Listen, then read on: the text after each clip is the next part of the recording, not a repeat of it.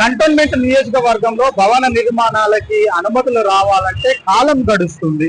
ఏళ్ల కొద్దీ ఎదురు చూడాల్సిన పరిస్థితి ఉంది. కానీ బోర్డింగ్ ఎక్కడైతే ఈ హోర్డింగ్స్ ఉన్నాయో హోర్డింగ్స్ నిర్మాణానికి మాత్రం ఎటువంటి ఆంక్షలు, ఎటువంటి నియమాలు, నిబంధనలు పక్కన పెడితే కళ్ళు మూసి తెరిచే లోపు ఈ హోర్డింగ్లకు అనుమతులు వస్తున్నాయి. వారి తెల్లవారేసరికే ఇలా ప్రకటనలు చేస్తున్న ప్రదర్శనలు అయితే కనిపిస్తున్నాయి. ఎందుకు అంటే వారికి ఆదాయం కావాలి, ఆదాయంతో పాటు వారి జేబులు నిండాలా అన్నది కూడా అనుమానం వ్యక్తం అవుతుంది. ఎందుకంటే ఇది జేపీఎస్ పక్కనే ఉన్న సిగ్నల్, ఇది కంటోన్మెంట్ పార్క్ ఎదురుగా ఉన్న సిగ్నల్ పాయింట్ దగ్గర ఇది చూడొచ్చు. ఇక్కడ ఒక హోర్డింగ్ కూడా ఏర్పాటు చేయడం జరిగింది. ఈ హోర్డింగ్ కి సంబంధించి గతంలో అదే కింది స్థానంలో అక్రోల్ ట్యాక్స్ ను అక్కడ ఒక చిన్న గది ఏర్పాటు చేసి అక్కడ వసూలు చేసే పరిస్థితి ఉంది. కానీ ఇప్పుడు అందుకు భిన్నంగా పెద్ద హోర్డింగ్ ఇక్కడికి రావడం జరిగింది. ఇక్కడ చూసినట్లయితే చుట్టుపక్కల మొత్తం 4 సైడ్లు కూడా హోర్డింగ్సే కనిపిస్తాయి. ఇక్కడ ఒకటి పెద్ద హోర్డింగ్ ఇక్కడ మనం చూడొచ్చు. ఈ పెద్ద హోర్డింగ్ తో పాటు ఇది కూడా తాజాగా అంటే కొద్ది రోజుల క్రితమే, కొద్ది నెలల క్రితమే ఏర్పాటు చేయడం జరిగింది. అదే విధంగా ఈ పార్క్ లో మనం చూడొచ్చు. ఇది కంటోన్మెంట్ పార్క్. ఈ పార్క్ లో కూడా పెద్ద హోర్డింగ్ ఏర్పాటు చేశారు.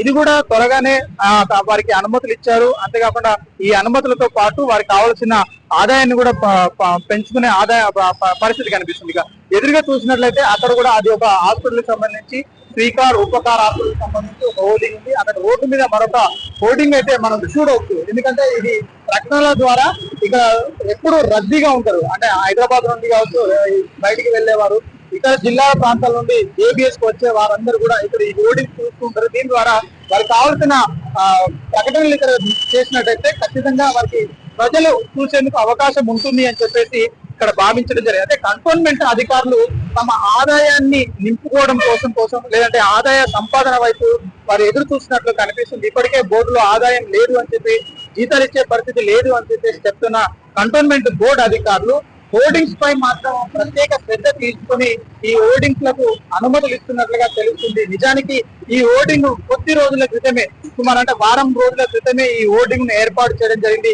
ఏర్పాటు చేసిన వెంటనే ఇక్కడ ప్రకటనలు కూడా రావడం జరిగింది. దానికి సంబంధించి పెద్ద హోర్డింగ్, తర్వాత అక్కడ కాంటాక్ట్ నంబర్ కూడా ఇవ్వడం జరిగింది. అంటే కంటోన్మెంట్ బోర్డు లో ఈ సిగ్నల్ పాయింట్ దగ్గర ఎక్కడ కూడా ఏ రూట్ ఎటు వెళ్తుంది, ఎవరికి అంటే ప్రయాణికులకు సూచనలు ఇచ్చేందుకు ఈ స్థలంలో బోర్డ్స్ ఏర్పాటు చేయాల్సింది. సైన్ బోర్డ్స్ అంటే ఒక్కో దారి ఒక వైపు వెళ్తుంది. ఒకవైపు ఇటు ప్యాడేజ్ కావచ్చు, సికింద్రాబాద్ రైల్వే స్టేషన్ కావచ్చు, లేదంటే ఇటు ఓల్డ్ బోయిన్పల్లి నుండి మిగతా నిజామాబాద్ వైపు, బోయిన్పల్లి వైపు వెళ్లే ఆ ప్రకటనలు కూడా ఎక్కడ కనిపించట్లేదు. అంటే సైన్ బోర్డులు పెట్టేందుకు అధికారులు శ్రద్ధలు చూపడం లేదు, కానీ వాళ్ళ ఖజానా నింపుకోవడానికి మాత్రము ఇక్కడ హోర్డింగ్స్ కి, భారీ హోర్డింగ్స్ ప్రకటనలు చేసేయడానికి వారు ఎంతగానో శ్రద్ధ చూస్తున్నట్టుగా మనకు తెలుస్తుంది. అంటే ముఖ్యంగా ఒకవైపు తమ ఖజానా నింపుకోవాలి, మరొక వైపు ప్రయాణికులకు కూడా వాళ్ళు సౌకర్యాలు కల్పించాల్సి ఉంది. ఒకవేళ కనుక దృష్టి మళ్ళీ వారికి ప్రమాదాలు చోటు చేసుకుంటే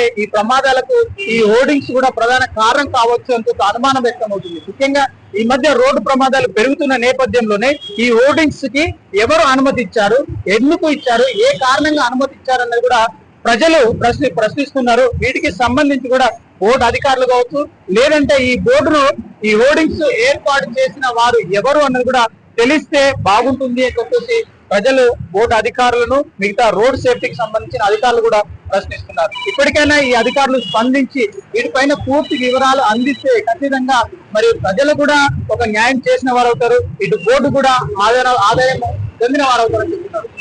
కిరణ్ తో Mahender, SKS Fly TV, Hyderabad.